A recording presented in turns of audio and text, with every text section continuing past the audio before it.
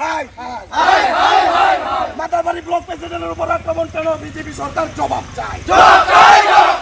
তীব্রামাতার কর্মীদের উপর আক্রমণ কেন হচ্ছে? বিজেপি সরকার জবাব চাই। গজিওসি হাই গজিওসি হাই বিজেপি সরকার হাই ডেলি বিজেপি কর্মীরা তীব্রামাতার কর্মীদেরকে আক্রমণ করা কেন হচ্ছে? বিজেপি সরকার জবাব চাই। জবাব তোমায় দিতে হবে, জবাব তোমায় দিতে হবে। মহারাজা কি তীব্রামাতা কি মহারাজা কি গজিওসি হাই গজিওসি চাম আসামিদেরকে 2 ঘন্টার ভিতরে গ্রেফতার করতে হবে।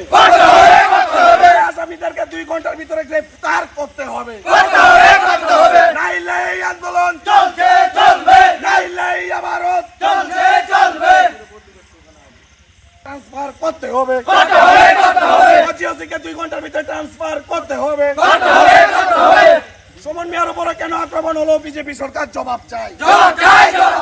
জবাব তোমায় দিতে হবে, জবাব তোমায় দিতে হবে।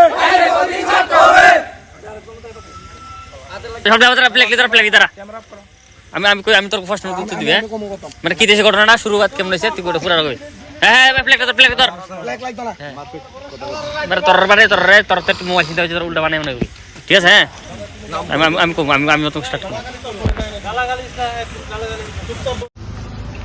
আজকে যে এখানে যে একটা ভয়াবহ ঘটনা বিজেপি আর মথার যে সংঘর্ষের মেইন কারণ কি?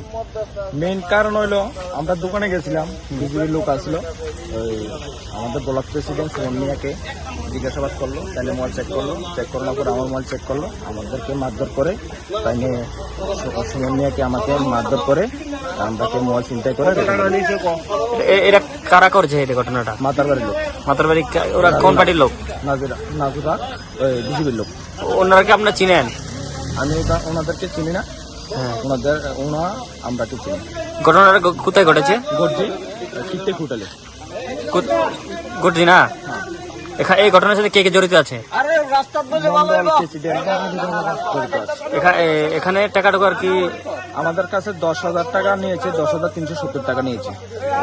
চিন্তা করে নিয়েছে এখান থেকে? হ্যাঁ, করে আমাদেরকে থেকে নিয়েছে। তোমার সাথে কে কে ছিল এখানে? আমাদের সঙ্গে ছিল ব্লক প্রেসিডেন্ট সুমন মিয়া। উনি এখন কোথায়? উনি এখন থানাতে আছে। থানাতে? হসপিটালে গেছি, থানাতে।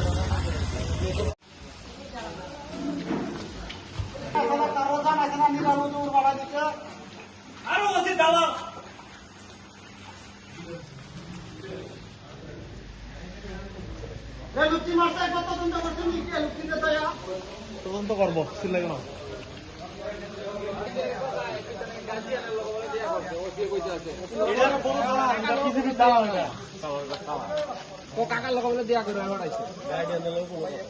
এক নাম্বার টিয়া লইবি, সেদিন আমি গরু নিতে আছি, ফাঁদা তো রাখিস আমাকে পারবে না।